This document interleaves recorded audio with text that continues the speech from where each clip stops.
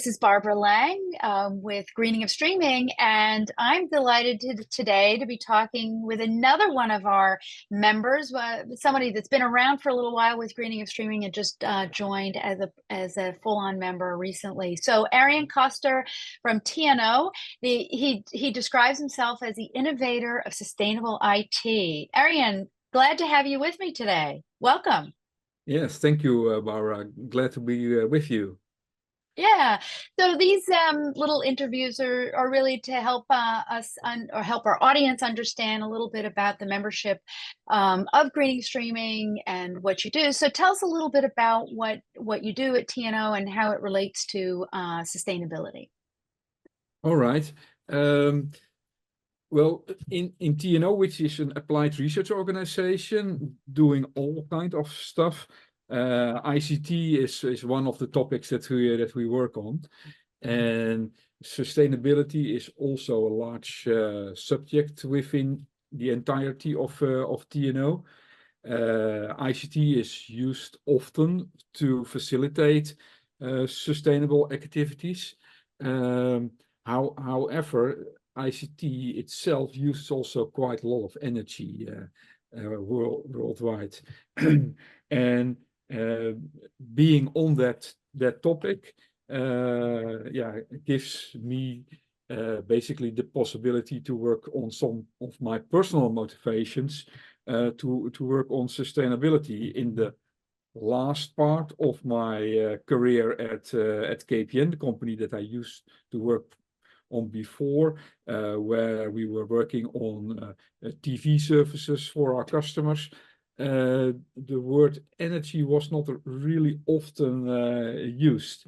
And while I was doing things in my private life, in my professional life, it was all about bringing good quality to our customers for a reasonable price, optimizing price and performance and that kind of thing. But there was this thing lacking, and I recently, or over 3 years ago, received the opportunity to work at TNO, again in the media domain, but I could add a new component to that mix, and that is energy usage and reducing also that part. And basically it's all because saving the planet is, well, close to my heart. Is a big deal. Yeah. Well, we all should be so caring, right? Well, then you've got a bit of history looking at ICT in terms of sustainability. What do you feel, even before your TNO experience, as long as you've been looking at this, what's working and what's not working? I mean, surely you've seen advancements in looking at sustainability issues. What do you think is the progress? So the personal progress that I made was by doing my first measurements in my home, where the energy went, and there I came to some staggering conclusions that some of the stuff that is in my home uses quite some energy, and I was not aware of. And you can have that analogy towards our industry. Sure. We use quite some energy, but we have basically no clue how much energy things take in an end-to-end chain. So we use in some of the projects that we do now in TNO this nice analogy. People are watching cat movies, and we don't know. And in one of those projects, we are working on basically setting up end-to-end measurements so that in the end you can see the amount of energy that has been used, and potentially also the carbon emissions that were involved there. And that aligns very nicely with what Greening of Streaming is doing. And actually, I started participating in Greening of Streaming before those projects existed, but now you can see that things are going to enforce each other. Yeah, it seems like one of the things that I've observed in my time of looking at sustainability is that there is certainly a bigger awareness of the topic, and the interest, I feel like, has increased, but there's still a lacking in actual movement in terms of deploying new techniques, maybe new energy efficient products, thinking policies around workflows and storage. All of those things will contribute to a higher carbon footprint. Would you agree with that? That there's more Yeah, awareness now? yeah. Certainly, if I compare the situation with what we see now, and also, well, say 2, 3 years ago, more is happening. More awareness is getting there. You see that now also we are getting more and more real measurements Yeah, there. And what I believe that if we have made up systems that can do those measurements, that companies can start to do A and B comparison in their own domain. yeah, But yeah, as things are often in a chain, you can also, if you are a big buyer, also demand that from the parties that you work with your vendors, with the service providers you take services from, that those measurements are also being done over there. yeah, yeah. I think without data, it's very hard to make. All they are numbers, individually, and they need to be, these data points need to be strung together so people can make proper decisions. I think once they understand that, then they can make better business decisions. Because as we know, we like to say anyway, that if you're cutting your energy consumption, you're also cutting your costs. So the more people are aware of that, I think the better. Well, let's talk about a little bit about greening of streaming then. So TNO just recently officially signed on. What would you say are the motivations that bring TNO to greening of streaming? Well, apart from say the aspect that I very much like the international effort for getting these measurements done and working on the awareness of the energy usage in our industry. It also greening of streaming is also going to help in some of the projects that we run internally in getting, well, basically in an easier way all those measurements available to my Mhm. colleagues. And that is Mhm. that is really helping there. To move things along. And can you describe, I know that you're involved with the Less Accord, and I think specifically the breadcrumbs project that we call it. Tell our audience a little briefly what that's all about.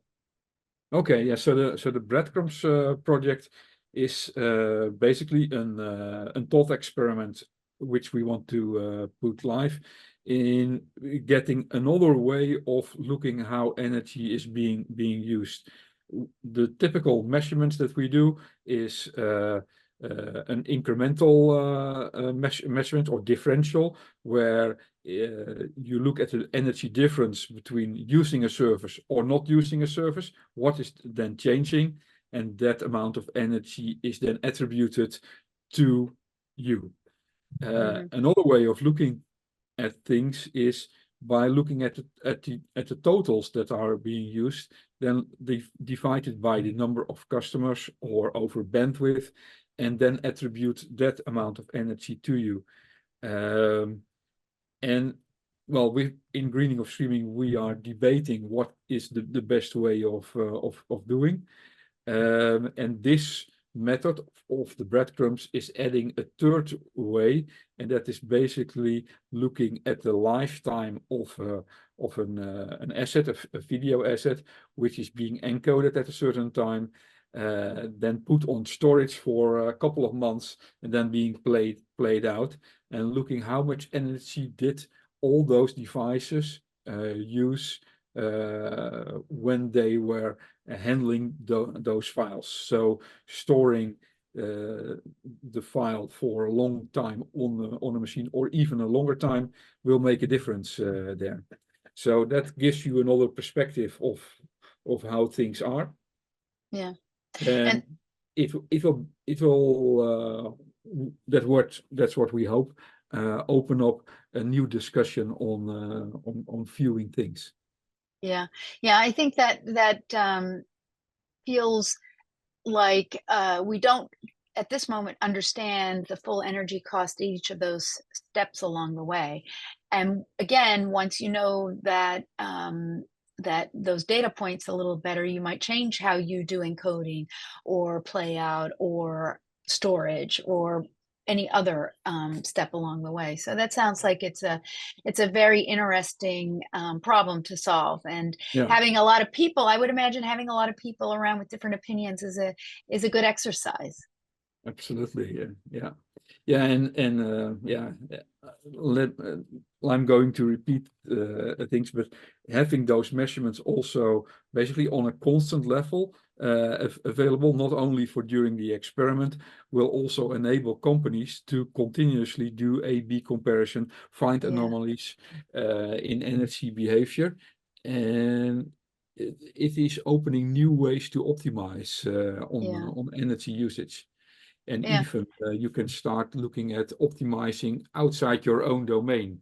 So maybe changing something in your encoding way of encoding, and seeing that end consumers are going to use more or less energy, and then start to optimize on that one. Yeah.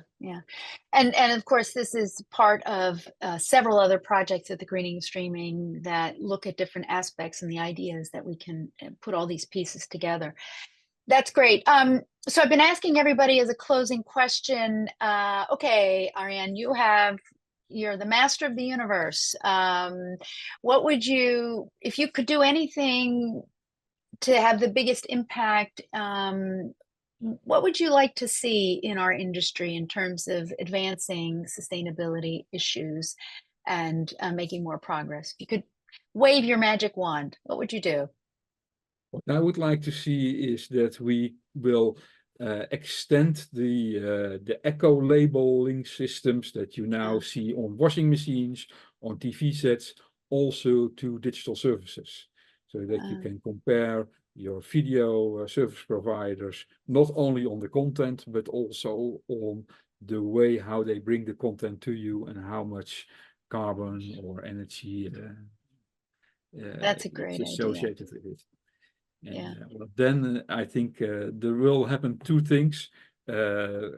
People are going to be made more aware, which is of course the full intent of having eco labels, but also the companies that are on the lower end of the list are going to look on how they can change their operations so they can rise in the over there. And then you get a self-perpetuating mechanism for constant improving on energy usage.